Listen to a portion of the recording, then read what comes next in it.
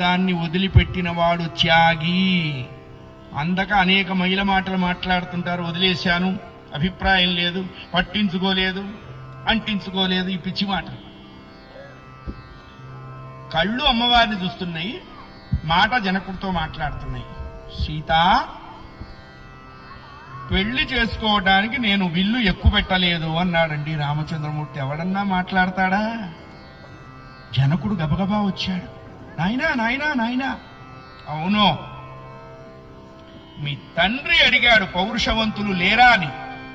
ఉన్నాము అన్న సమాధానంలో విరిచాం గాని నిన్ను పెళ్లాడటానికి కాదు. నిన్ను పెళ్లాడాలి అంటే మా పెద్దలు అంగీకరించాలి. అది రామాయణంలో. అందుకనే వివాహం కేవలం పెద్దల బాధ్యతకే అప్పచెప్పేయాలి. ఏదో క్షణికావేశంలో, క్షణికానందంలో ఒక తప్పటడిగేస్తే చచ్చేంత వరకు ఆ అడుగు వెనక్కి లాక్కోలేం. ఇది నచ్చకపోతే పని మనిషికి ఇచ్చే బట్ట కాదు, కబ్బోర్డ్లో పెట్టే చీర కాదు.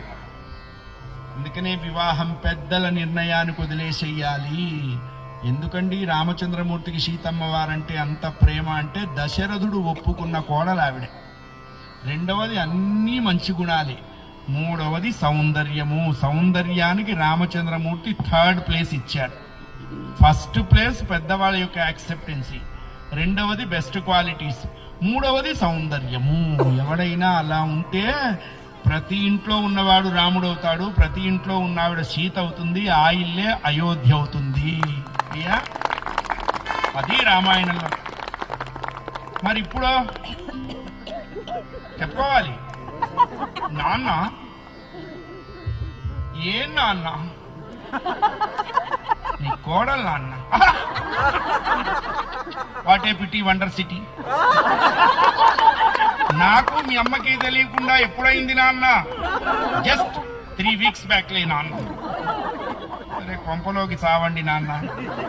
ఎన్ని కొంపల్లో పొద్దుగూకట్లా. వివాహం పెద్దల నిర్ణయానికి వదిలేసేయాలి.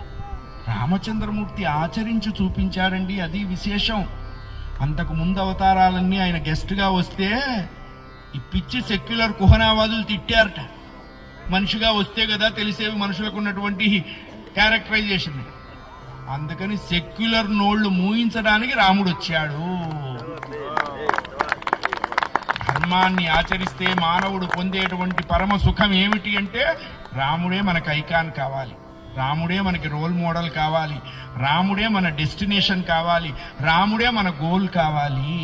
అలా ఎప్పుడు అవుతామో మనమే రాముడుగా ప్రకాశిస్తాం.